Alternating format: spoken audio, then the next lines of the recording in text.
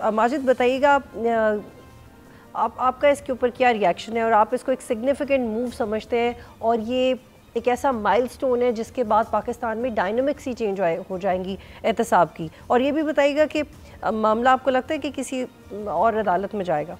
जी, मेरे लिए ये इसकी अहमियत इसलिए ज़्यादा है कि इसमें दो ऐसी चीज़ों को डिस्कस किया गया है जो इससे पहले नहीं हुई, जिसमें हम ये देखते हैं कि मिसयूज़ के बारे में बताया गया है, ये कि सियासी सरगर्मियों में मुलव्विस होना।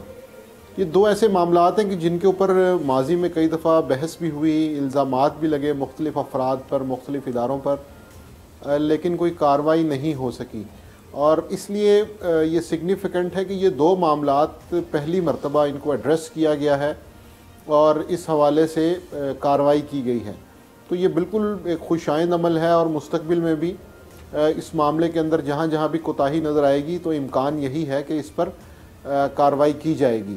तो इस हवाले से ये मामला बहुत अहम है। दूसरा जो इसका पहलू है वो ये है कि जिस तरह इसको लिंक किया जा रहा है कि कुछ मामलात ऐसे भी हैं कि जो दीगर मामलात से मुंसलिक हैं और उसमें ऑफ कोर्स तहरीक इंसाफ और 9 मई का मसला मौजूद है।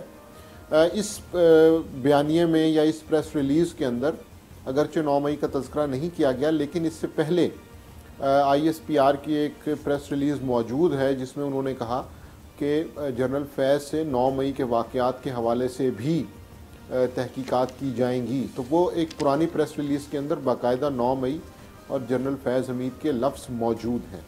तो इसलिए अब देखना ये है कि ऐसे कौन से नाकाबिले तरदीद शवाहिद होंगे जो अदालत में पेश किए जाएंगे, क्योंकि ये इम्पॉर्टेंट इसलिए है कि इससे तहरीक इंसाफ के बानी इमरान खान और जनरल फैज़ हमीद का कनेक्शन अदालत में इस्टेब्लिश किया जाएगा।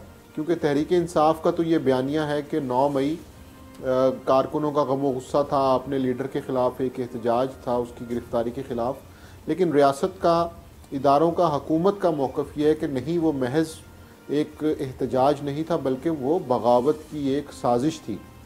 तो जब अदालत के अंदर ये मामला जाएगा तो उसके लिए फिर सबूतों की और ठोस। अच्छा माजिद, एक और सवाल ले लीजिए कि जैक ब्रांच में जनरल फैज़ हमीद खुद भी काम करते रहे हैं, वो भी लोगों का कोर्ट मार्शल करते रहे। एस्टेब्लिश हो जाता है सारा मामला तो फिर इसका पाकिस्तानी सियासत के ऊपर भी बड़ा असर होगा। सब्सक्राइब करें और बेल दबाएं ताकि कोई खबर रह न जाए।